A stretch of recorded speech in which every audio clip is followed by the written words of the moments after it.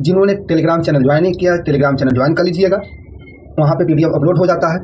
जिन्होंने पिछला वीडियो नहीं देखा है सेट नंबर 8 का, वो कृपया देख लें। पिछला जो जितने भी वीडियो सेट का हुआ है वो जिन्होंने नहीं देखा है वो देख लीजिएगा।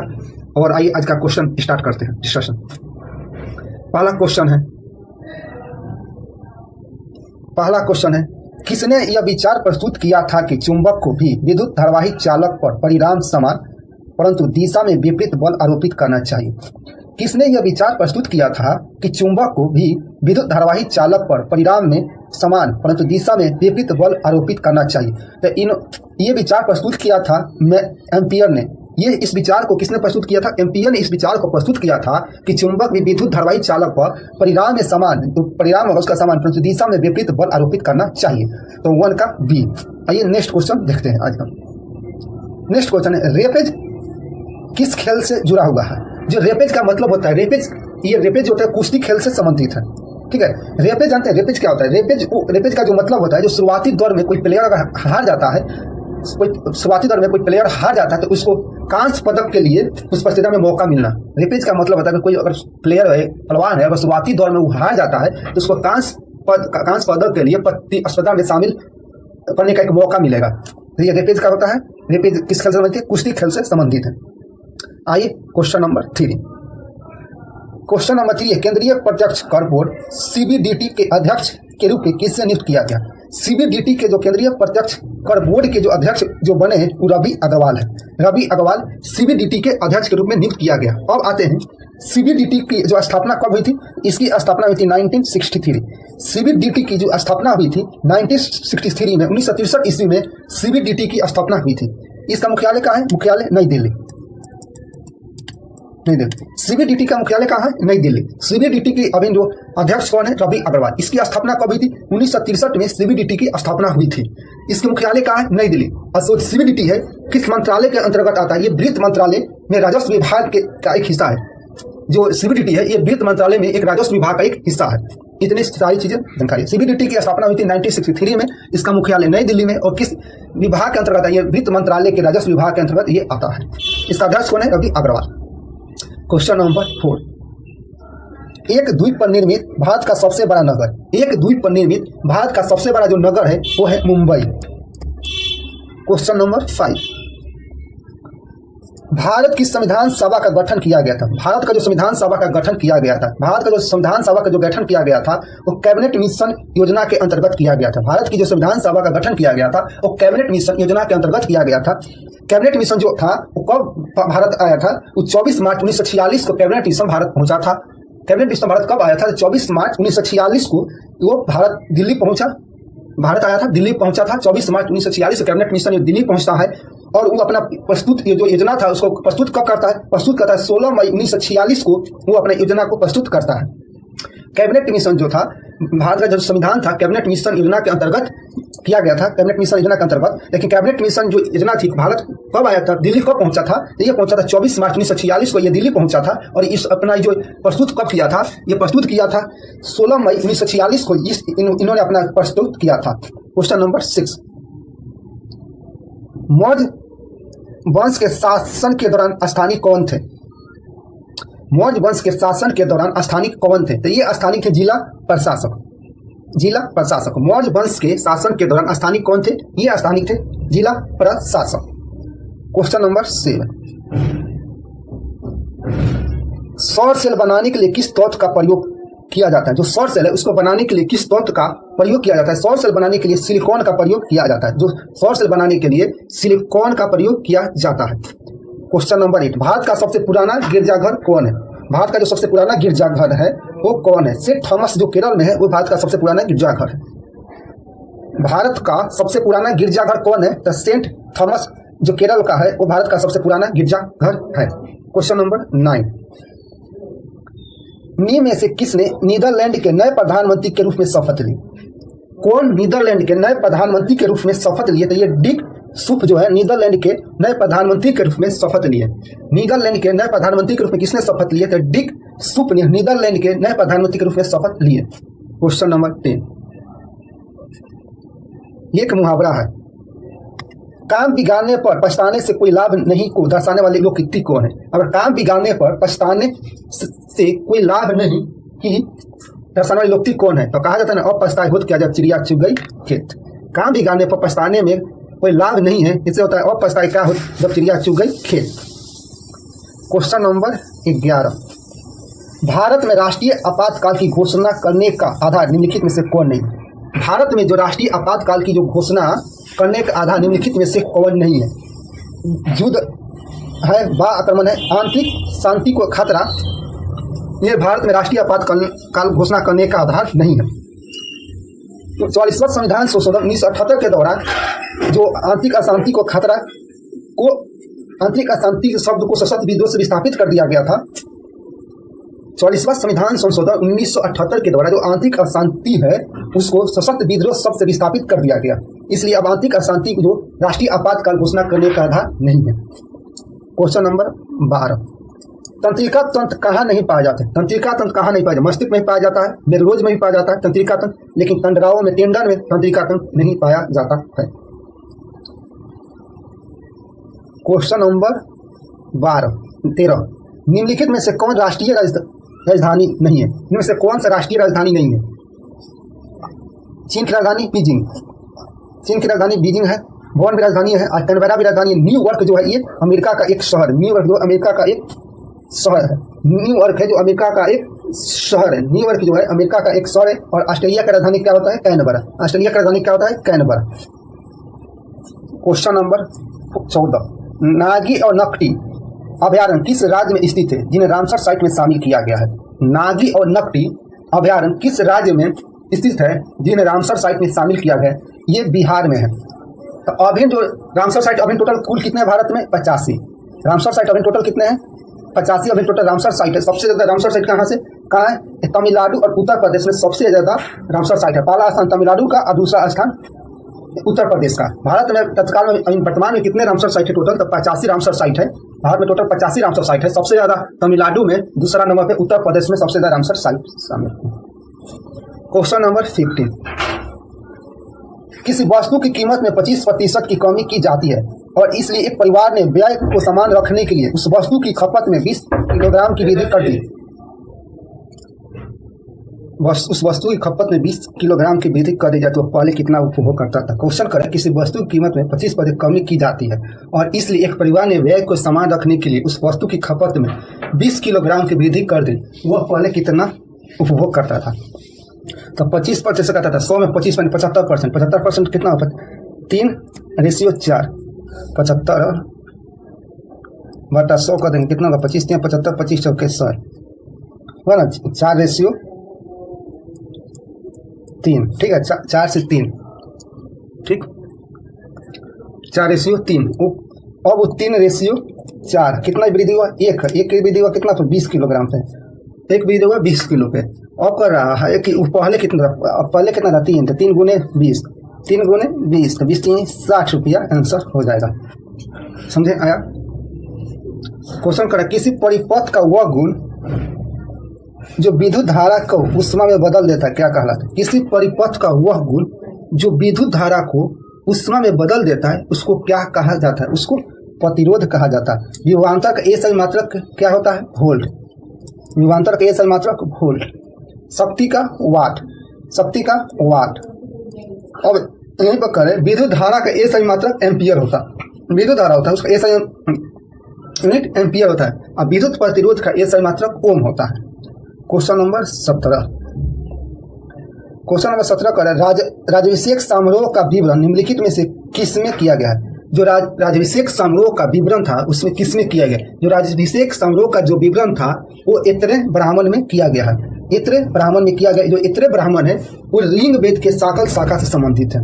जो इतरे ब्राह्मण है ऋग वेद के साकल शाखा से संबंधित है। इतरे ब्राह्मण में ही राज्याभिषेक समारोह का विवरण उसमें किया गया है। और ये इतरे ब्राह्मण किस वेद से संबंधित है? ये ऋग वेद से संबंधित है। क्वेश्चन नंबर, निम्नलिखित युगों में से कौन सा एक सुमेलित नहीं है? कौन सा एक सुमेलित नहीं है ये हमको ढूंढना है। बिहार में विधानसभा की सदस्यों की संख्या, तो बिहार में 243, झारखंड में 72 नहीं, यहाँ पे 82 है। झारखंड में 82 को विधानसभा क्षेत्र है, उड़ीसा में 147 और तमिलनाडु में 234। क्वेश्चन नंबर 19,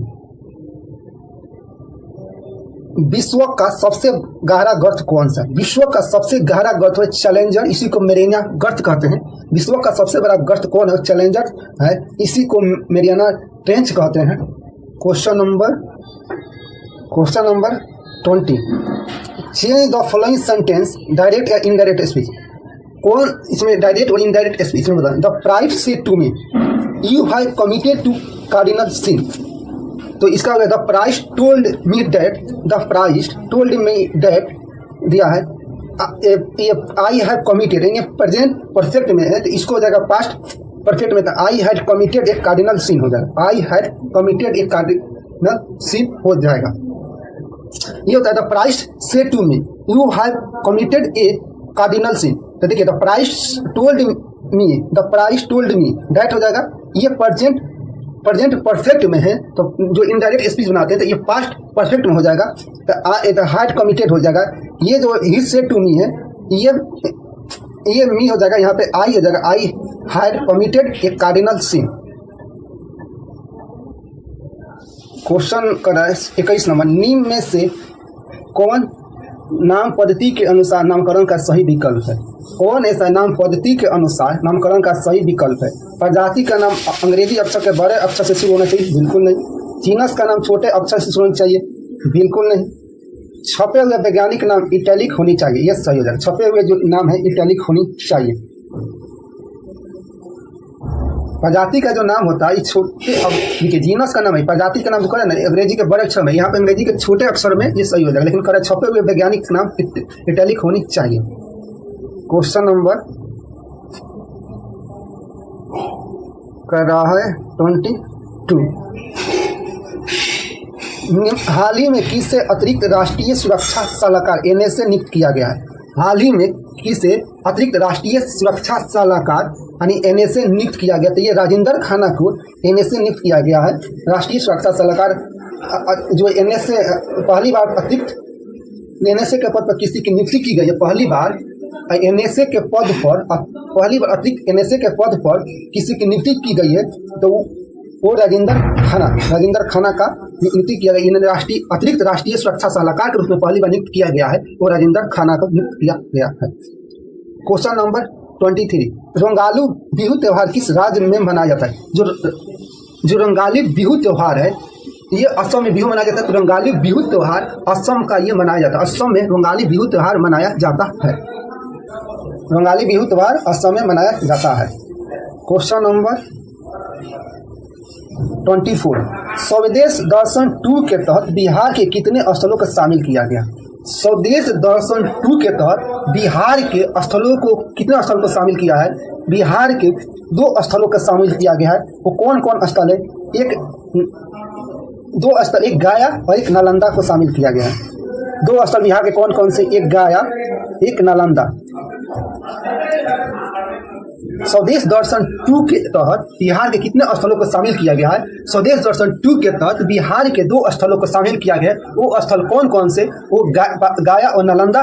जो गया और नालंदा है वो स्वदेश दर्शन 2 के तहत बिहार के स्थलों को शामिल किया गया है। क्वेश्चन नंबर 25, ऑस्ट्रेलिया का राष्ट्रीय पक्षी क्या है? जो ऑस्ट्रेलिया है उसका राष्ट्रीय पक्षी क्या है? जो ऑस्ट्रेलिया का राष्ट्रीय पक्षी है वो एम्यू है।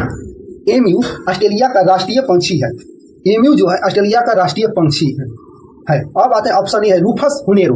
जो रूफस हुनेरो है ये अर्जेंटीना का है। रूफस हुनेरो ये अर्जेंटीना का राष्ट्रीय पंछी है। रूफस हुनेरो ये अर्जेंटीना का राष्ट्रीय पंछी है। गोल्डन चावल या गोल्डन ईगल या स्टेपी ईगल, गोल्डन ईगल या स्टेपी ईगल, ये गोल्डन ईगल और स्टेपी ईगल ये मिस्र का राष्ट्रीय पंछी है। गोल्डन ईगल और स्टेपी ईगल ये मिस्र का राष्ट्रीय पंछी है। और रूफस हुनेरो ये अर्जेंटीना का राष्ट्रीय पंछी है। रूफस हुनेरो ये अर्जेंटीना का राष्ट्रीय पंछी है। ऑस्ट्रेलिया का राष्ट्रीय पंछी एम्यू है। और गोल्डन ईगल या स्टेपी ईगल ये मिस्र का राष्ट्रीय पंछी है। भारत का राष्ट्रीय पंछी मोर है। क्वेश्चन नंबर 26, निम्नलिखित में से कौन सा विकल्प सत्य नहीं है। कौन सा ऐसा विकल्प है जो सत्य नहीं है? यानी सही। मखाना का उत्पादन दरभंगा और मधुबनी, बिल्कुल सही। थर्मल पावर ये कांटी, बिल्कुल सही। खैनी का उत्पादन बिहार शरीफ, बिल्कुल सही। बंदूक फैक्ट्री ये मोकामा नहीं बल्कि मुंगेर, मुंगेर। बंदूक फैक्ट्री जो मोकामा नहीं मुंगेर में होता है। उस विकल्प को चुनिए जिसमें कोई जीवाश्म ईंधन नहीं है। उस विकल्प को चुनिए जिसमें कोई जीवाश्म ईंधन नहीं है। तो पवन, महासागर और कोयला है। केरोसिन, पवन और ज्वार है। पवन, काष्ठ और सूर्य, इसमें जीवाश्म ईंधन नहीं है। इसमें जीवाश्म ईंधन नहीं है। इसमें जीवाश्म ईंधन नहीं। उस विकल्प को चुनिए इसमें कोई जीवाश्म ईंधन नहीं है। तो पवन, काष्ठ और सूर्य, ये इसमें जीवाश्म ईंधन नहीं है। Question number 25। उपराष्ट्रपति अपना त्याग पत्र किसे देता है? उपराष्ट्रपति जो अपना त्याग पत्र है वो राष्ट्रपति को देता है। उपराष्ट्रपति अपना त्याग पत्र ये राष्ट्रपति को देते हैं। उपराष्ट्रपति अपना त्याग पत्र राष्ट्रपति को देते हैं। क्वेश्चन नंबर सूची क सूची ख को सम्मिलित कीजिए। दोनों को सम्मिलित करना है। अब ये में आइरिस, आइरिस जो होता है, आइरिस आंख का रंग, आइरिस जो होता है आंख का रंग, 1 का 2, तो 1 का 2 डी में भी है। इसमें पहले देखेंगे जो जानकारी है उसको छाटेंगे। आइरिस आंख का रंग। पुतली आंख में जाने वाली प्रकाश का नियंत्रण, पुतली जो होता है आंख में जाने वाली प्रकाश को नियंत्रित करता है। तो 2 का 1, 2 का 1, 2 का 1। क्षर कोशिकाएं, जो क्षर कोशिकाएं है वो प्रकाश की तीव्रता को नियंत्रित करती है। और यानी सी का 3 है। रेटिना जो वस्तु का पथ नियंत्रण, डी का 4, 2 1 3 4, 2 1 3 4, ये 2 1 3 4, सी भी वही दिया है, 2 1 3 4, 2 1 3 4, 2 1 3 4। तो यहाँ पे ये 3 कर लीजिए, 2 3 1 4, तो सी भी दिया है 2 1 3 4, 2 1 3 4 होना चाहिए। क्वेश्चन नंबर, मंदाकिनी नदी किस जल प्रवाह अथवा मुख्य नदी से संबंधित है? जो मंदाकिनी नदी किस जल प्रवाह अथवा मुख्य नदी से संबंधित, जो मंदाकिनी नदी है वो अलकनंदा से संबंधित है। जो मंदाकिनी नदी है वो अलकनंदा से संबंधित है। Option number A. Question number 31। निम्नलिखित में से किस समाचार पत्र का संपादन गांधी जी ने किया था? तो गांधी जी ने नवजीवन समाचार पत्र का संपादन किया था। Question number 32। सूचना का अधिकार के संबंध में लिखित में से कौन सा कथन सही है? सूचना का अधिकार है, यह एक राजनीतिक अधिकार है, यह एक संवैधानिक अधिकार है, यह एक विधिक अधिकार है, एक सामाजिक अधिकार। तो सूचना का अधिकार है वो एक सामाजिक अधिकार है। सूचना का अधिकार है जो एक सामाजिक अधिकार है, और इसे जो राष्ट्रपति की सूचना का अधिकार एक सामाजिक अधिकार है। सूचना का अधिकार है जो कौन सा कथन सही है? जो सूचना का अधिकार है यह एक राजनीतिक अधिकार है, नहीं राजनीतिक अधिकार नहीं है, यह एक संवैधानिक अधिकार है, संवैधानिक अधिकार भी नहीं है, यह एक विधिक अधिकार है। सूचना का अधिकार है जो एक विधिक अधिकार है, यह सही है। सूचना का अधिकार एक विधिक अधिकार है, यह सही है। जो सूचना का अधिकार था वो 15 जून 2005 को राष्ट्रपति ने स्वीकृति दी। जो सूचना का अधिकार जो राष्ट्रपति से स्वीकृति मिला सूचना का अधिकार को, वो कब मिला? 15 जून 2005 को ये राष्ट्रपति से स्वीकृति मिलता है। और ये अधिनियम कब बनता है? 12 अक्टूबर 2005 को। 12 अक्टूबर जो सूचना का अधिकार है 15 जून 2005 को राष्ट्रपति ने इस पर स्वीकृति देते हैं, और 12 अक्टूबर 2005 को ये अधिनियम बन जाता है। यह एक विधिक अधिकार है। ठीक है, सूचना का अधिकार यह एक विधिक अधिकार है।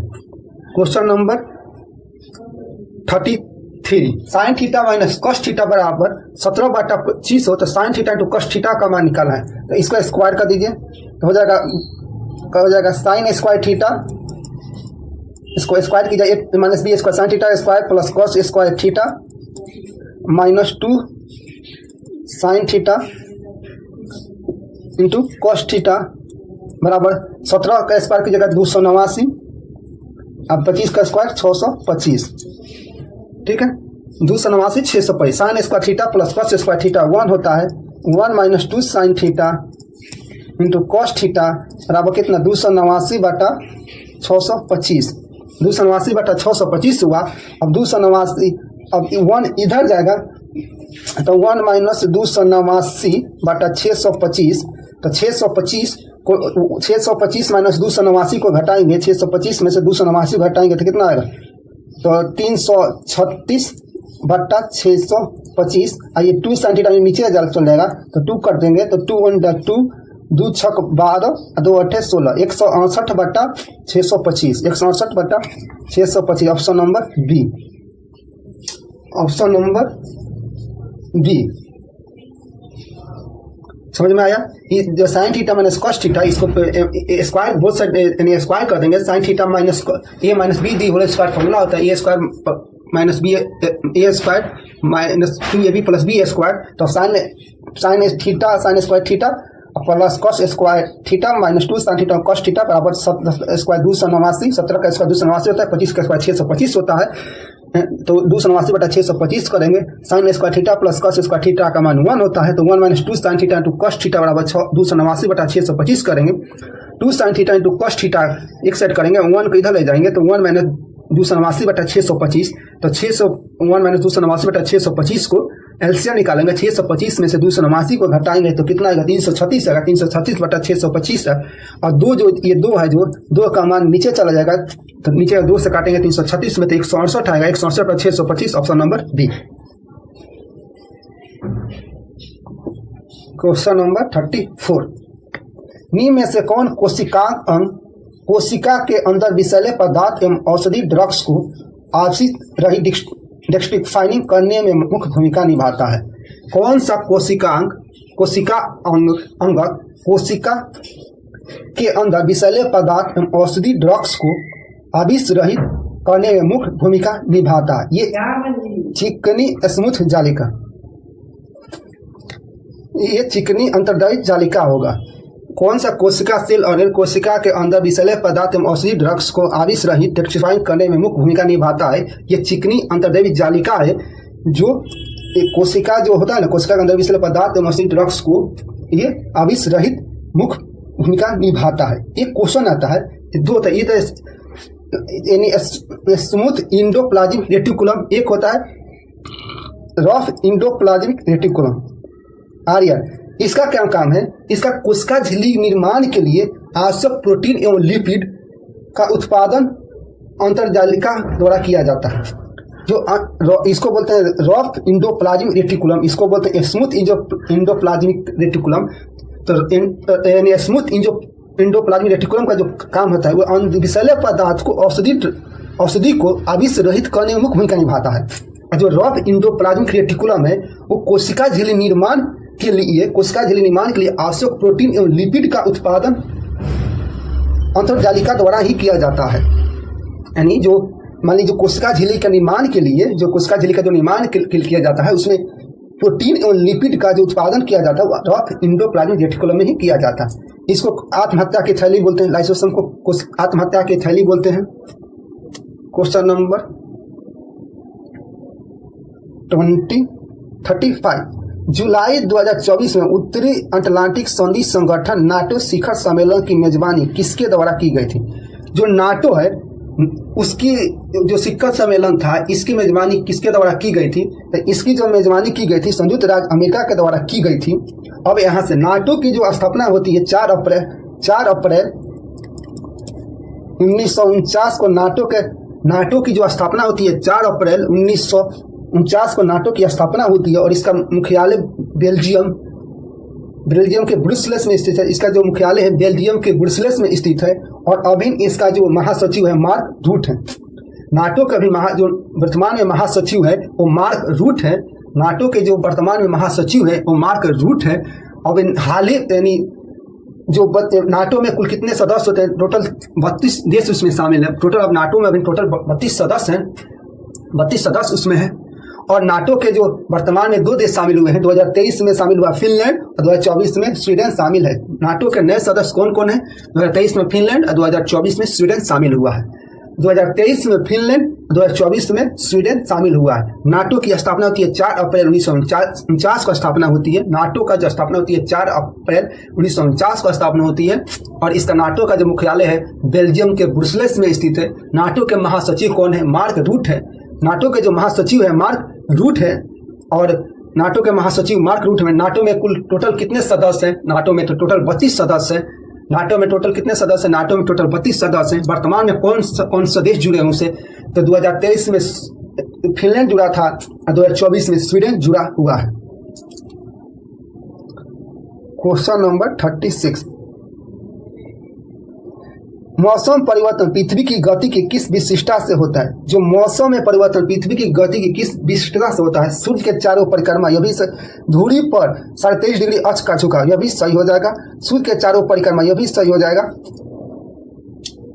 तो ऊपर बताए गए ए और बी को सम्मिलित प्रभाव है, ए और बी दोनों। क्वेश्चन नंबर 37, में से किसने गदर पार्टी की स्थापना की थी? जो गदर पार्टी की जो स्थापना किए थे वो लाला हरदयाल ने किए थे। लाला हरदयाल ने अमेरिका के सैन फ्रांसिस्को में गदर पार्टी की स्थापना किए थे। लाला हरदयाल ने गदर पार्टी की स्थापना अमेरिका में सैन फ्रांसिस्को में गदर पार्टी की स्थापना किए थे। क्वेश्चन नंबर 38, निम्नलिखित में से कौन सा अणु मेटामेरिज्म दर्शाता है? कौन सा ऐसा अणु है जो मेटामेरिज्म को दर्शाता है? जो मेटामेरिज्म को दर्शाता है वो है C4H10O। C4H10O है जो मेटामेरिज्म को दर्शाता है। क्वेश्चन नंबर 39, निम्नलिखित में से कौन सा एक सही सुमेलित नहीं है? कौन सा ऐसा है जो सही सुमेलित नहीं है? 15वीं लोकसभा 2009 बिल्कुल सही, 18वीं लोकसभा 2024 बिल्कुल सही, 13वीं लोकसभा 1998 नहीं 1999 और 16वीं लोकसभा 2014 तक 80 हो जाएगा। क्वेश्चन नंबर 40, बेटन कप किस खेल से संबंधित? बेटन कप है किस खेल से संबंधित है? बेटन कप है जो हॉकी खेल से संबंधित है। जो बेटन कप है हॉकी खेल से संबंधित है। हॉकी खेल से, और एक आगा खां कप हो गया, रंगास्वामी कप हो गया, आगा खां कप हो गया, रंगास्वामी कप हो गया, ध्यानचंद ट्रॉफी हो गया, ये हॉकी से संबंधित है। हॉकी से और कौन का? एक बेटन कप हॉकी से संबंधित है, आगा खां कप हॉकी से संबंधित है और रंगास्वामी कप हॉकी से संबंधित है, Dhyanchand trophy. Question number 41, sunrise over Ayodhya पुस्तक का लेखक कौन है? सनराइज ओवर अयोध्या पुस्तक के लेखक कौन है? इस पुस्तक के लेखक है सलमान खुर्शीद ने इस पुस्तक को लिखा है। अब इसमें जॉन ग्रीशम पुस्तक एस्पायरिंग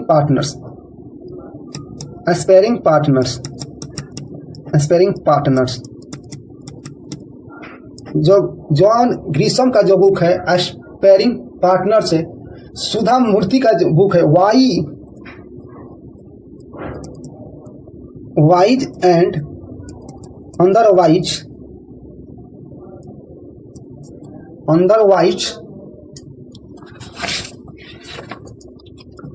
सुधा मूर्ति का जो पुस्तक है,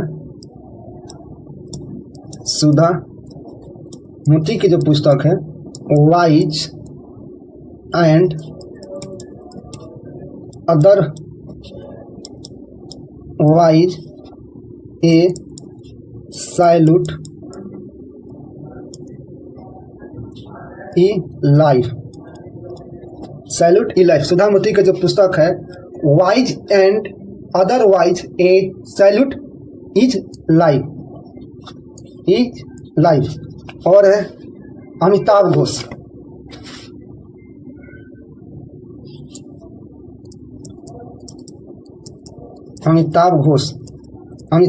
का जो बुक है लिविंग माउंटेन। अब लिविंग माउंटेन याद करते हैं। सनराइज ओवर अयोध्या जो पुस्तक के लेखक कौन है? ये सलमान खुर्शीद है। अमिताभ घोष का जो पुस्तक का नाम क्या है? लिविंग माउंटेन है। अमिताभ घोष के पुस्तक का क्या नाम है? लिविंग माउंटेन है। जॉन ग्रीशम के पुस्तक कौन है? Aspiring partners. जॉन ग्रीशम की पुस्तक है एस्पायरिंग पार्टनर्स। और जो सुधा मूर्ति है उनकी जो पुस्तक है wise and otherwise a salute is life. Question number 42, में से कौन दूरदृष्टि दोष के लक्षण है? इनमें से कौन से जो दूरदृष्टि दोष के लक्षण है? अभिनेत्र लेंस की फोकस दूरी कम हो जाना, नहीं गलत है। नेत्र गोलक का छोटा हो जाना, यही सही है। नेत्र गोलक जब छोटा हो जाता है तो दूरदृष्टि का लक्षण यही, दूर की वस्तुओं को स्पष्ट नहीं, दूरदृष्टि दोष में दूर की वस्तु साफ दिखाई देती है परंतु नजदीक की वस्तु साफ दिखाई नहीं देती है। दूरदृष्टि दोष को उत्तर लेंस द्वारा ठीक किया जाता है। क्वेश्चन नंबर 43, किस संधि के प्रथम विश्व युद्ध समाप्त हुआ था? किस संधि के तहत प्रथम विश्व युद्ध समाप्त हुआ था? ये वायसराय की संधि से प्रथम विश्व युद्ध समाप्त हुआ था। क्वेश्चन नंबर 44, भारतीय संविधान में राज्य के नीति निर्देशक तत्व को निम्न में से किस देश के संविधान से लिया गया है? जो नीति निर्देशक है वो आयरलैंड के संविधान से लिया गया है। जो नीति निर्देशक तत्व आयरलैंड के संविधान से लिया गया है। क्वेश्चन नंबर 45, हाल ही में किसे राज्यसभा में सदन का नेता बनाया गया? जो राज्यसभा उसमें सदन का नेता जेपी नड्डा को बनाया गया है। क्वेश्चन नंबर 46, निम्नलिखित तत्वों को उनके गुण आध्यात्मिक मेटालिक कैरेक्टर में बढ़ते हुए क्रम में व्यवस्थित कीजिए। यानी इसको बढ़ते हुए क्रम में बढ़ती है। तो फ्लोरीन थी, इसमें हो जाएगा ये C number, fluorine, oxygen, carbon, beryllium, lithium. इसमें हो जाएगा जो देखिए किस तत्व को उनके गुण आध्यात्मिक मेटालिक कैरेक्टर में बढ़ते हुए क्रम में सजाइए। जो आध्यात्मिक गुण को आवर्त में बाएं से दाएं जाने पर बढ़ता है जबकि समूह में नीचे की ओर जाने पर घटता है। जो आध्यात्मिक जो गुण होता है वो आवर्त में बाएं से दाएं जाने पर वो बढ़ता है और समूह में जब नीचे की ओर जाने पर वो घटता है। इसमें हो जाएगा फ्लोरीन, ऑक्सीजन, कार्बन, बेरिलियम और लिथियम। ये होगा नहीं करेगा, fluorine, oxygen, beryllium, carbon, lithium. Fluorine, oxygen, carbon. तो ऑप्शन ए और सी से में दिया है lithium, beryllium, carbon, oxygen, option number B. 46 का ऑप्शन नंबर बी हो जाएगा। क्वेश्चन नंबर 47, गोस्वामी समिति का गठन किसके सुधार के लिए हुआ था? जो गोस्वामी समिति का गठन था वो औद्योगिक रुग्णता को सुधार करने के लिए गठित किया गया था। अब राष्ट्रीय आय का गठन महाबोलिस समिति के द्वारा, राष्ट्रीय आय का जो गठन किया गया था महाबोलिस के द्वारा, भुगतान संतुलन का जो रंगराजन समिति, कृषि आय खुसरो समिति, जो कृषि आय था वो खुसरो समिति के द्वारा किया गया था। जो कृषि आय था वो खुसरो समिति के द्वारा किया गया था। जो रंगराजन समिति था वो भुगतान संतुलन के लिए, रंगराजन समिति भुगतान संतुलन, कृषि का खुसरो समिति कृषि के लिए और राष्ट्रीय आय के लिए महालनोबिस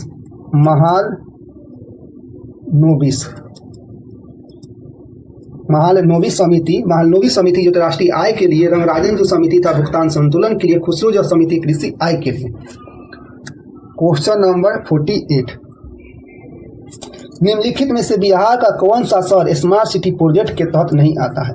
स्मार्ट सिटी प्रोजेक्ट के तहत जो सीतामढ़ी है वो नहीं आता है इसमें। क्वेश्चन नंबर 49, लंदन में गोलमेज सम्मेलन का आयोजन किसकी चर्चा के लिए किया गया था? लंदन में गोलमेज सम्मेलन किसकी चर्चा के लिए किया गया था? जो लंदन में जो गोलमेज सम्मेलन हुआ था वो भारत के भावी संविधान के लिए चर्चा किया गया था। भारत के भावी संविधान के लिए चर्चा किया गया था। जो गोलमेज सम्मेलन था वो किसकी रिपोर्ट पर चर्चा करने के लिए बुलाया गया था? जो लंदन में जो गोलमेज सम्मेलन हुआ था वो भारत के भावी संविधान के लिए बनाया गया था। लेकिन वो रिपोर्ट किसने दिया था? जो साइमन कमीशन का जो रिपोर्ट था, साइमन आयोग द्वारा जो रिपोर्ट तैयार किया गया था, उसी रिपोर्ट पर चर्चा करने के लिए लंदन में गोलमेज सम्मेलन किया गया था भारत के भावी संविधान के लिए। क्वेश्चन नंबर 50, अरे ये क्या हो गया? ये कौन सा वाक है? अरे ये क्या हो गया? ये कौन सा वाक है? ये वाक है विषमदायी बोधक। ऑप्शन नंबर डी विषमदायी बोधक है। क्वेश्चन नंबर 51, निम्नलिखित में से किसकी कमी से परामर्श रोग उत्पन्न होता है? किसकी कमी से मरामस रोग उत्पन्न होता है? ये जो मरामस रोग होता है ये कैलोरी और प्रोटीन की कमी से होता है। कैलोरी और प्रोटीन की कमी से होता है, उपयुक्त में से एक से अधिक। क्वेश्चन नंबर 52, सोमेश्वर नाथ धाम बिहार के किस जिले में स्थित भगवान शिव का मंदिर है? सोमेश्वर नाथ धाम बिहार के किस जिले में स्थित भगवान शिव का मंदिर है? ये कहाँ स्थित है? ये पूर्वी चंपारण में स्थित है। Question number 53, choose the most appropriate option to change the voice from of the given sentence, यानी इसको voice of the given sentence में चुनना है। Two children were shot dead by a psychopath during the Patna music festival. Two children were shot dead by a psychopath during the Patna music festival। तो ये हो जाएगा, ये psychopath shot dead two children during the Patna music festival। Option number A. Question number 54, निम्न में से कौन सा देश बिस्मेटेक का सदस्य नहीं है? जो बिस्मेटेक का सदस्य नहीं है वो अफगानिस्तान सदस्य नहीं है, बांग्लादेश भी सदस्य है, श्रीलंका भी सदस्य है, भूटान भी सदस्य है। क्वेश्चन है, निम्न एक मिश्रण में दूध और पानी के, क्वेश्चन नंबर 55, एक मिश्रण में दूध और पानी का अनुपात 5:1 है। मिश्रण में 5 लीटर पानी मिलाने के बाद यह अनुपात 5:2 हो जाता है। प्रारंभ मिश्रण में दूध की मात्रा बताइए। कह रहा है कि एक मिश्रण है जिसमें दूध और पानी का अनुपात कितना है? 5। मिल्क और वाटर का रेशियो 5:1 है। मिल्क और वाटर का रेशियो 5:1 है। 5x मान लेते हैं, 1x मान लेते हैं, 5x और x मान लेते हैं। अब कह रहा है तो 5 मिल्क 5x और x। अब कर रहा है एक मिश्रण में दूध और पानी के अनुपात कितने? 5 और 1 है, तो 5x और 1x मान लेते हैं। और कह रहा है कि मिश्रण में 5 लीटर पानी मिलाना है। मिश्रण में कितना मिलाते हैं? 5 लीटर पानी मिला देते हैं। मिश्रण में कितना पानी मिलाते हैं? 5 लीटर पानी मिला देते हैं। तो 5 लीटर पानी मिलाने के बाद वो मिश्रण कितना हो जाता है? 5:2 यानी 5:2 हो जाता है। तो 5:2 कर देते हैं। क्वेश्चन कर रहा है एक मिश्रण में दूध और पानी का जो अनुपात है 5:1 है। तो 5:1 तो रेशियो मान लेते हैं 5x और x, ठीक है। मिश्रण में 5 लीटर दूध यानी 5 लीटर पानी मिला, जो मिश्रण है उसमें 5 लीटर पानी मिला रहे हैं। तो x + 5 पानी मिला दिए। और कह रहा है कि मिश्रण मिलाने के बाद यह अनुपात 5:2 हो जाता है। जो रेशियो होता है 5:2 हो जाता है। तो 5/2 कर देते हैं, कोई दिक्कत नहीं। प्रारंभ में मिश्रण में दूध की मात्रा बताइए। तो 5 दूना 10 x 5 दूना 10 5 दूना 10 x हो जाएगा 5x 5x + 25 5x + 25 होगा। 5 दूना 10 x बराबर 25। 10 x में से 5x है तो 5x, तो 5x बराबर 25, तो x बराबर 5। x का मान कितना हो गया? 5। अब कह रहा है कि दूध की मात्रा बताइए। दूध कितना है इसमें? दूध 5 है, तो दूध कितना है? 5। तो दूध 5x कितना हो गया? 5 × 5 कितना हो गया? दूध 25। दूध का मात्रा कितना हो गया? 25। कोई दिक्कत? क्वेश्चन नंबर 56, सशस्त्र बल झंडा दिवस कब मनाया जाता है? सशस्त्र बल झंडा दिवस ये मनाया जाता है 7 दिसंबर को मनाया जाता है। जो सशस्त्र बल झंडा दिवस ये 7 दिसंबर को मनाया जाता है। अब यहाँ पे ऑप्शन दिया है 10 नवंबर। 10 नवंबर को विश्व विज्ञान दिवस मनाया जाता है। 10 नवंबर को विश्व विज्ञान दिवस मनाया जाता है। विश्व विज्ञान दिवस 10 नवंबर को मनाया जाता है। और 26 दिसंबर दिया है वीर बाल दिवस। वीर बाल दिवस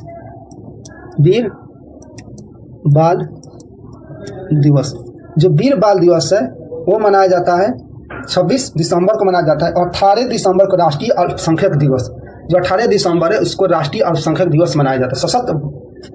सशस्त्र बल झंडा दिवस ये 7 दिसंबर को मनाया जाता है। 10 नवंबर को विश्व विज्ञान दिवस मनाया जाता है। 26 दिसंबर को वीर बाल दिवस मनाया जाता है। क्वेश्चन नंबर 57, अपन्ना सतीशन किस नृत्य से संबंधित है? जो अपन्ना सतीशन है किस नृत्य से संबंधित है? जो अपन्ना सतीशन ये कुचिपुड़ी से संबंधित है। क्वेश्चन नंबर 58, अगर किसी दर्पण का आवर्धन मान ऋणात्मक ऋणात्मक हो तो ये दर्शाता है कि प्रतिबिंब कैसा। अगर किसी भी दर्पण का आवर्धन अगर मान ऋणात्मक होगा तो वो दर्पण का तो वो क्या दर्शाएगा, वो प्रतिबिंब वास्तविक बनेगा। अगर आवर्धन का मान यहाँ पर अगर पॉजिटिव रहता, आवर्धन का मान अगर पॉजिटिव रहता तो वो आभासी को दर्शाता। अब अगर आवर्धन किसी दर्पण का आवर्धन का मान अगर पॉजिटिव हो तो वो कैसा प्रतिबिंब बनाएगा, वो कैसा प्रतिबिंब को दर्शाएगा, वो आभासी प्रतिबिंब को दर्शाता है। और किसी आवर्धन का मान अगर निगेटिव हो तो वो वास्तविक प्रतिबिंब को दर्शाता है। क्वेश्चन नंबर 59, भारतीय विश्वविद्यालय अधिनियम किसने पारित किया था? जो भारतीय विश्वविद्यालय अधिनियम था इसने लॉर्ड कर्जन ने पारित किया था। क्वेश्चन नंबर 60, नरसिम्हन समिति का गठन कब किया गया था? जो नरसिम्हन समिति था, ये नरसिम्हन समिति बैंकिंग प्रणाली के पुनर्संरचना से संबंधित है। जो नरसिम्हन समिति है बैंकिंग प्रणाली के पुनर्संरचना से संबंधित है। इसका गठन 1991 में किया गया था। नरसिम्हन समिति का गठन 1991 में किया गया। नरसिम्हन समिति का गठन 1991 में किया गया था। इसका जो संबंध है बैंकिंग प्रणाली के पुनर्संरचना से संबंधित है। Question number 61, Bombay stock exchange की स्थापना कब हुई थी? बॉम्बे स्टॉक एक्सचेंज की स्थापना 1875 में हुआ था। बॉम्बे स्टॉक एक्सचेंज की स्थापना 1875 में हुआ था। क्वेश्चन नंबर 62,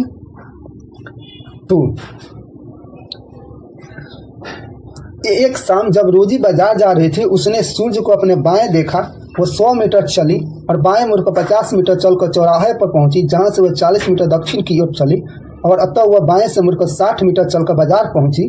तो उसके घर से बाजार किस दिशा में है?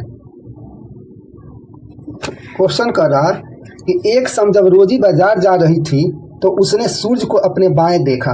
तो मान लीजिए कि रोजी का ये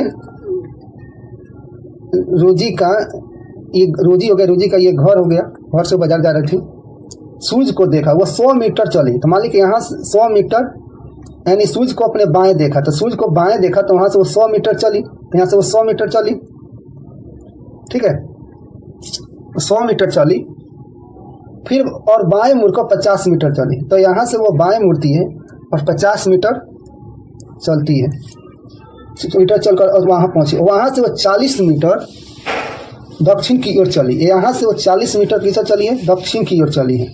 40 मीटर दक्षिण की ओर चल रही है, 40 मीटर दक्षिण की ओर चल रही है।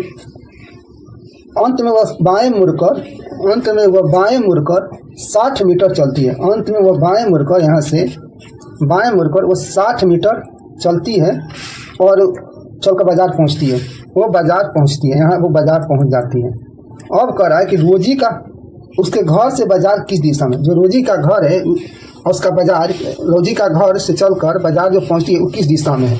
तो ये देखिए, ये रोजी से घर से उसका बाजार किस दिशा में? दक्षिण पूर्व दिशा में स्थित है, साउथ ईस्ट। तो ये दक्षिण और पूर्व दिशा में स्थित है। क्वेश्चन नंबर 63, पलासी की लड़ाई किसके बीच लड़ी गई थी? जो पलासी की लड़ाई थी सिराजुद्दौला और रॉबर्ट क्लाइव के बीच लड़ी गई थी। पलासी का जो युद्ध हुआ था 23 जून 1757 ईस्वी को बंगाल के नवाब सिराजुद्दौला और बंगाल के जो गवर्नर रॉबर्ट क्लाइव के बीच लड़ी गई थी, जिससे जो सिराजुद्दौला का जो सेनापति था मीर जाफर, सिराजुद्दौला का जो सेनापति था मीर जाफर, उस सिराजुद्दौला के साथ विश्वासघात किया, जिसमें अंग्रेजों की ये जीत हुई थी। तो पलासी की जो लड़ाई हुई थी 23 जून 1757 ईस्वी के पलासी की युद्ध हुई थी सिराजुद्दौला और रॉबर्ट क्लाइव के बीच। बिहार विधानसभा के पहले उपाध्यक्ष कौन थे? जो बिहार विधानसभा के पहले उपाध्यक्ष कौन थे? बिहार विधानसभा के पहले अध्यक्ष अब्दुल बारी थे। बिहार विधानसभा के पहले उपाध्यक्ष अब्दुल बारी थे। क्वेश्चन नंबर 65, सर्वाधिक बार केंद्रीय बजट प्रस्तुत करने का रिकॉर्ड निम्न में से किसके नाम है? सर्वाधिक बार केंद्रीय बजट प्रस्तुत करने का रिकॉर्ड किसके नाम से? ये सर्वाधिक बार जो केंद्रीय बजट प्रस्तुत करने का जो रिकॉर्ड है वो मोरारजी देसाई के है। मोरारजी देसाई ने 10 बार केंद्रीय बजट को पेश किया था और वर्तमान में जो निर्मला सीतारमण है वो 7 बार बजट प्रस्तुत करने वाली बन गई। ये निर्मला सीतारमण 7 बार बजट पेश करने वाली बन गई है और निर्मला सीतारमण लगातार 7 बार बजट प्रस्तुत करने का रिकॉर्ड बनाया है। और सर्वाधिक बार जो बजट पेश करने का जो रिकॉर्ड है मोरारजी देसाई को 10 बार।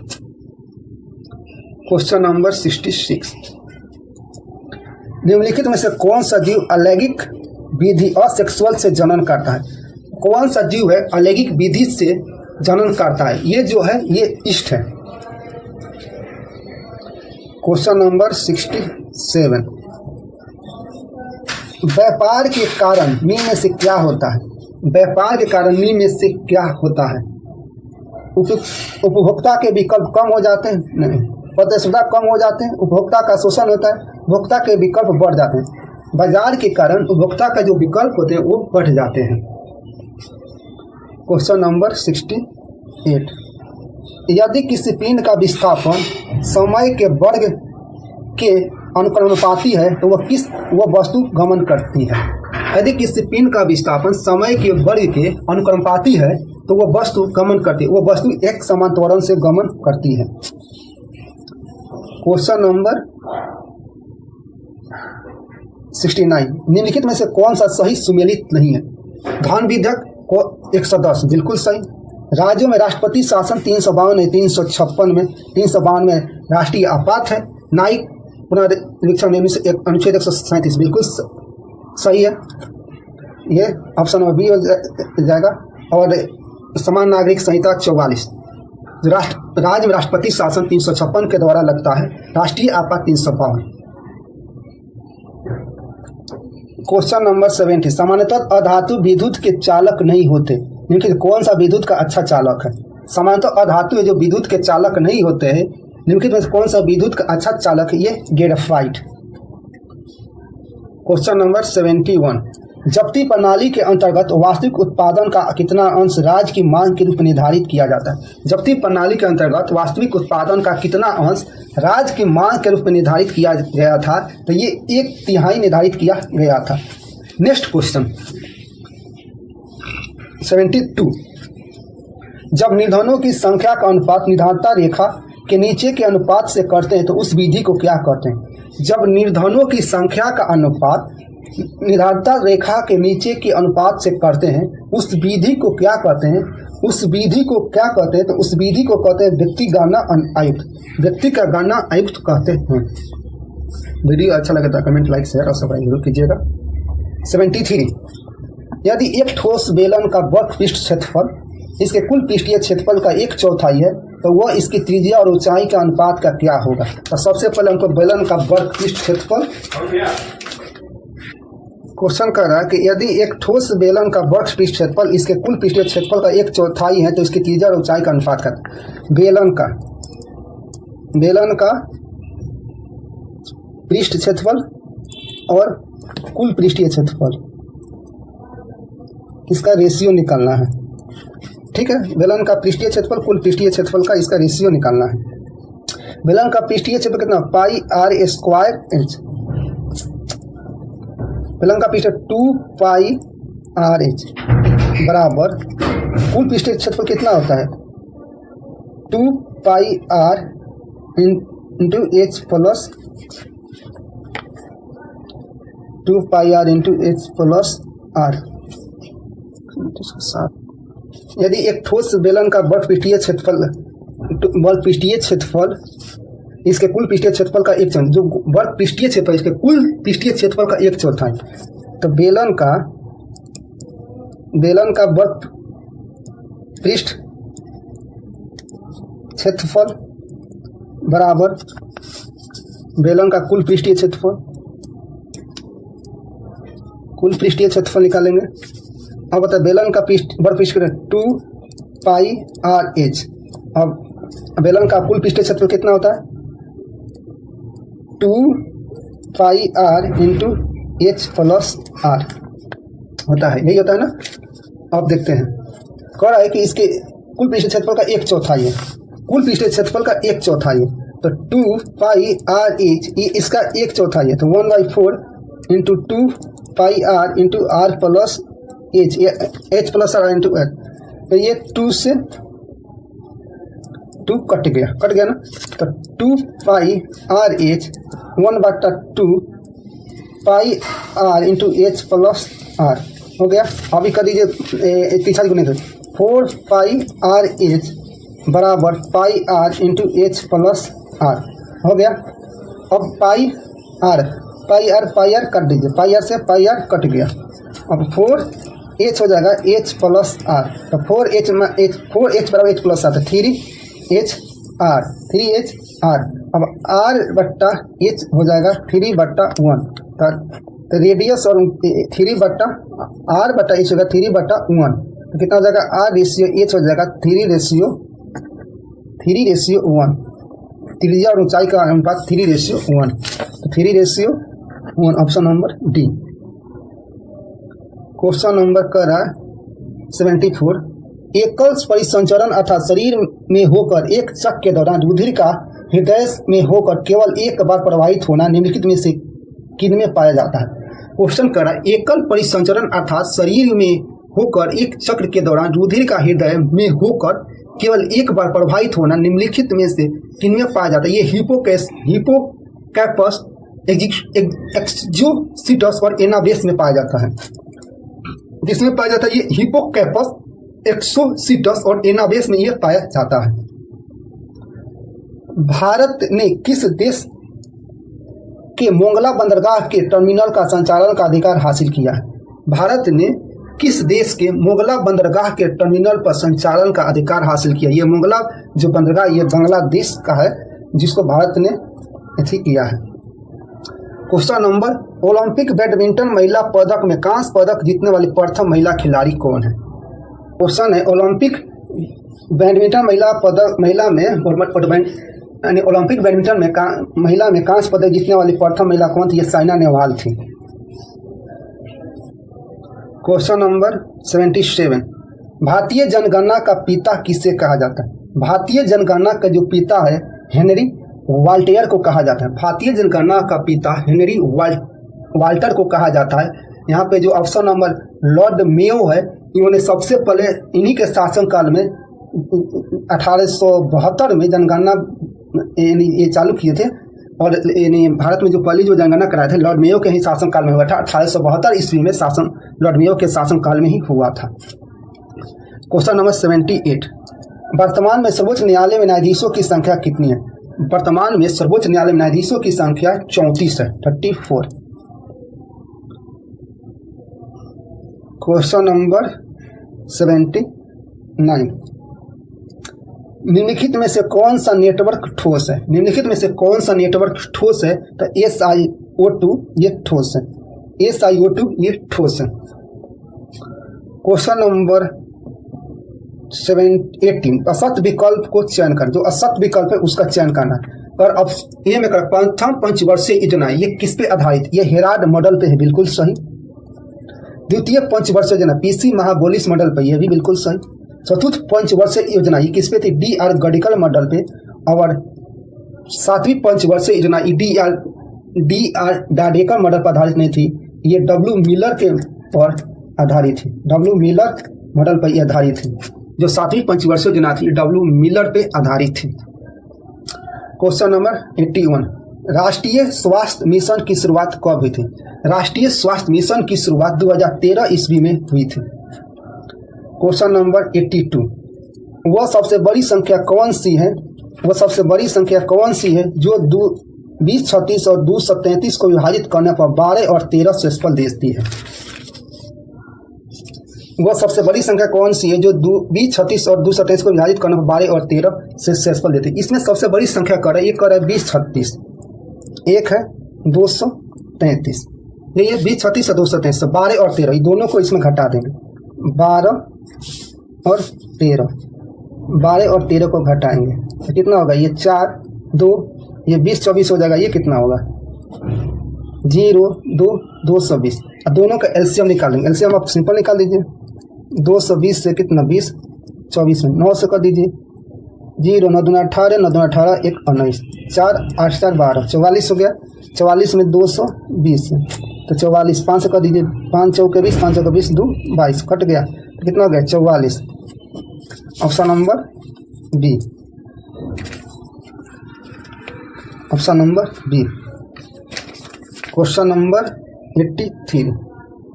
किस संवैधानिक संशोधन द्वारा संपत्ति का अधिकार मौलिक अधिकार के रूप में समाप्त कर दिया गया।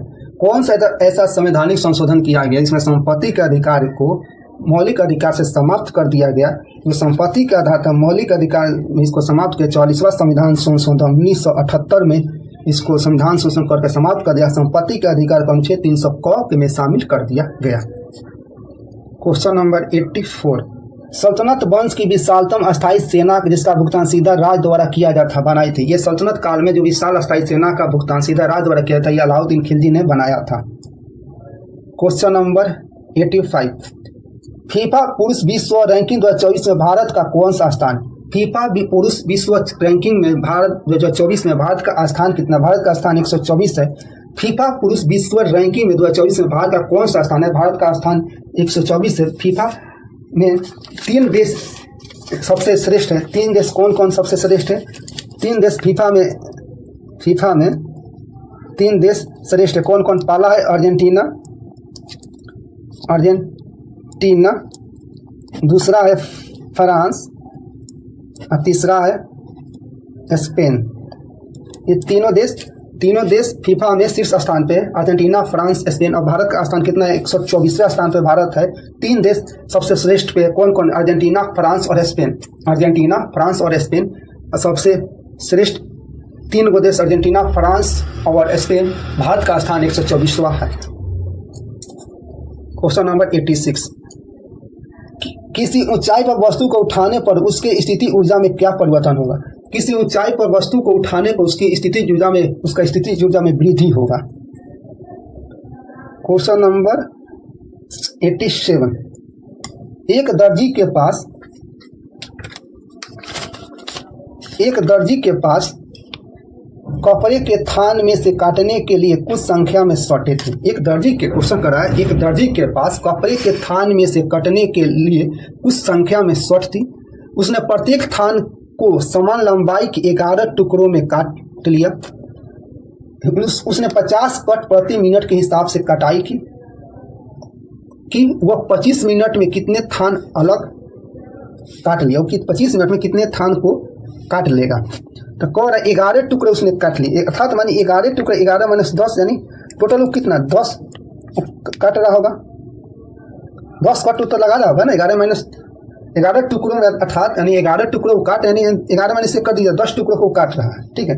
अगर वो 10 कट एक थान कर रहा है, अगर 10 कट वो एक थान कर रहा है तो कितना 50 कट वो कितना में करेगा? 50 कट वो 5 थान में करेगा।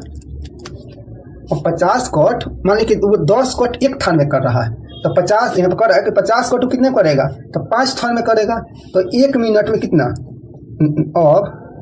अब वो 1 मिनट में कितना करेगा? कट के थान 5 थान। अब 1 मिनट में जब 5 थान करेगा तो 25 मिनट में कितना करेगा? चूंकि 25 मिनट में 5 गुने 25 यानी 125 क्वेश्चन कर रहा है 125 थान कि एक दर्जी के पास कपड़े के वो 11 टुकड़ों में काट लेता है। जो कपड़ा उसमें 11 टुकड़ों में जब काटता है, 11 टुकड़ों में जब काटता है तो 11 टुकड़ों में काटने टोटल 10 टुकड़ों में काटता है। 10 कटू किया, 11 टुकड़ों में काट यानी 10 कट तो किया। तो और उसने 50 कट, अगर 10 कट कर रहा है तो 10 कट कितना? एक थान में कर रहा है। एक थान में 10 कट कर रहा है। मान ली 10 कट और एक थान में कर रहा है तो 50 कट कितने में करेगा? 5 थान में। तो अब 1 मिनट में टोटल कितना? 5 थान करेगा। तो 25 मिनट में कितने एथी करेगा? तब 125, 25 में 5 125 125। रवि कीर्ति जो एक जैन थे और जिन्होंने एहोल सप्तशती की रचना की थी, किसका संरक्षण प्राप्त था? जो रवि कीर्ति जो पुलकेशिन द्वितीय के उनको संरक्षण प्राप्त था। क्वेश्चन नंबर 18, निम्नलिखित में से कौन सा राज्य भारत का सबसे बड़ा चाय उत्पादक है? भारत का सबसे बड़ा चाय उत्पादक वो राज्य है असम। क्वेश्चन नंबर 19, निम्नलिखित धातुओं को अभिक्रियाशीलता के घटते क्रम में व्यवस्थित कीजिए। तो निम्नलिखित धातुओं को अभिक्रियाशीलता के घटते क्रम में निश्चित कीजिए। तो इसमें लोहा सोडियम चांदी, सोडियम चांदी, सोना चांदी, ये कौन नहीं होगा? जो क्वेश्चन कर रहा है कि अभिक्रियाशीलता के घटते क्रम में यानी इसको बताना। तो सोडियम, लोहा, चांदी, सोना, ऑप्शन नंबर डी। किस न्यायालय या न्यायालयों में मौलिक अधिकारों के उल्लंघन को चुनौती दी जा सकती है? जो मौलिक अधिकार है उसको आपको कोई उल्लंघन कर रहा है तो आप उच्चतम न्यायालय और उच्च न्यायालय कहीं भी आप जा सकते हैं। उच्चतम न्यायालय उच्च न्यायालय तो कहीं भी जा सकते हैं। अगर उच्चतम में सुप्रीम कोर्ट में जा रहे हैं तो अनुच्छेद 32 के तहत, और आप हाई कोर्ट में जा रहे हैं अनुच्छेद 226 के तहत जा सकते हैं। मौलिक अधिकार का, फंडामेंटल राइट का मौलिक अधिकार कोई आपका उल्लंघन करता है तो आप सुप्रीम कोर्ट और हाई कोर्ट कहीं भी जा सकते हैं। लेकिन सुप्रीम कोर्ट जाने के लिए आर्टिकल 32 के तहत और हाई कोर्ट जाने के लिए 226 के तहत। क्वेश्चन नंबर, किसी देश के आधुनिकीकरण और समग्र समृद्धि को बढ़ावा देने के लिए निम्नलिखित में से कौन सा अधिक महत्वपूर्ण है? किसी देश के आधुनिकीकरण और समग्र समृद्धि को बढ़ावा देने के लिए निम्नलिखित में से कौन सा अधिक महत्वपूर्ण है? तो ये अस्थायी रोजगार सबसे अधिक महत्वपूर्ण है। 93 जुलाई 2024 में किसे रूस के सर्वोच्च नागरिक सम्मान Order of Saint Andrew the Apostle से सम्मानित किया गया? यानी जुलाई 2024 में किसे रूस के सर्वोच्च नागरिक सम्मान Order of Saint Andrew the Apostle से सम्मानित किया गया? ये भारत के प्रधानमंत्री नरेंद्र मोदी जी को ये सम्मानित किया गया। क्वेश्चन नंबर 94 अमाशय से निकलने वाला भोजन की प्रकृति कैसा होता है? अमाशय से कोई भोजन निकलता है उसकी प्रकृति अम्लीय होती है। क्वेश्चन नंबर 95 बिहार का कुल क्षेत्रफल कितना है? बिहार के कुल क्षेत्रफल 94,163 वर्ग किलोमीटर है। क्वेश्चन नंबर 96 कुशमैनी का संबंध निम्न में से किस खेल से? जो कुशमैनी का संबंध है ये रेसिंग से संबंधित है। कुशमैनी से ये 23 वर्षीय रहे, ये रेसिंग ड्राइवर है। कुशमैनी इनका आयु 23 वर्ष के हैं, ये रेसिंग ड्राइवर है और इन्होंने रेसिंग से ये संबंधित है। राष्ट्रीय मतदाता दिवस कब मनाया जाता है? राष्ट्रीय मतदाता दिवस 25 जनवरी को मनाया जाता है। राष्ट्रीय मतदाता दिवस 25 जनवरी को मनाया जाता है। थल सेना दिवस 15 जनवरी को मनाया जाता है। 98 दीनदयाल अंत्योदय योजना भारत सरकार के किस मंत्रालय द्वारा शुरू की गई थी? जो दीनदयाल अंत्योदय योजना भारत सरकार के किस मंत्रालय द्वारा शुरू की गई थी? यह मंत्रालय शुरू किया था ये ग्रामीण विकास मंत्रालय द्वारा। दीनदयाल अंत्योदय भारत सरकार जो किसके द्वारा शुरू किया गया था? ग्रामीण विकास मंत्रालय द्वारा इसको चालू किया गया था। उत्तरमेरु शिलालेख में किसके प्रशासन से संबंधित जानकारी मिलती है? उत्तरमेरु शिलालेख में किसके प्रशासन से संबंधित जानकारी मिलती है?